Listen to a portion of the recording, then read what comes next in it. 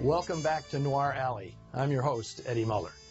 One of the greatest pleasures a hardcore movie fan can experience is the discovery, especially late in one's game, of a film that has slipped through the cracks.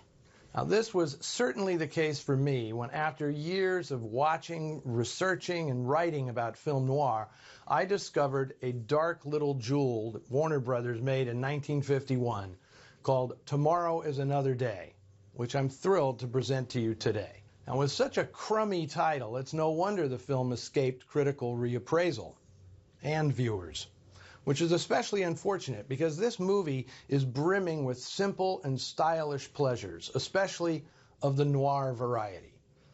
The lovers on the lam premise should be familiar to anyone who has seen You Only Live Once, or They Live by Night, or Gun Crazy, or Shockproof. In fact, Sam Fuller, the writer of Shockproof, would have had every right to sue for plagiarism, since the last half of Tomorrow is Another Day seems to be lifted straight from his script, made 2 years earlier by Columbia Pictures. I'll give writer Guy Endor the benefit of the doubt and assume that he conjured this story himself. Maybe there was just something in the air in Hollywood at the time. The final draft is by Art Cohn, who back in his sports writing days worked for the Oakland Tribune, and he was a colleague of my father. In the late 40s, Cohn carved out a niche for himself in the movies, working on projects as varied as Roberto Rossellini's Stromboli and the classic boxing noir The Setup. He and Endor produced a script that plays like Gun Crazy if Gun Crazy had been written by John Steinbeck. But it's not really the story that makes this film special.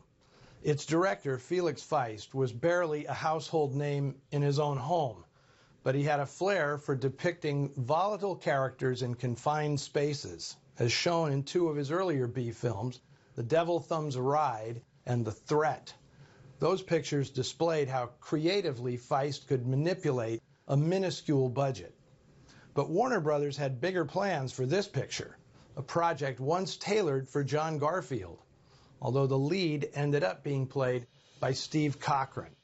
Now, in the 40s, Cochran was mainly a sinister supporting hunk, and under contract to Warner's, he played swaggering studs in movies like White Heat, The Damned Don't Cry, and Storm Warning, where he's a KKK goon who tries to rape Ginger Rogers. Not a move that will typically get you promoted to leading man status. But as the leader of the Tri-State Gang in a movie called Highway 301, Cochran let you imagine what Elvis Presley would have been if instead of learning to sing or play the guitar, he decided to rob banks for a living. Presley didn't record his first record until a year and a half after this movie was released, but after watching Cochran in Tomorrow is Another Day, I'd call him the Elvis of noir. He gives a much deeper and more vulnerable performance than was usually asked of his tough guy roles. I'm pretty sure it was his performance in this film that convinced Italian director Michelangelo Antonioni to cast Cochran in his 1957 existential drama Il Grido, another high point of the actor's career.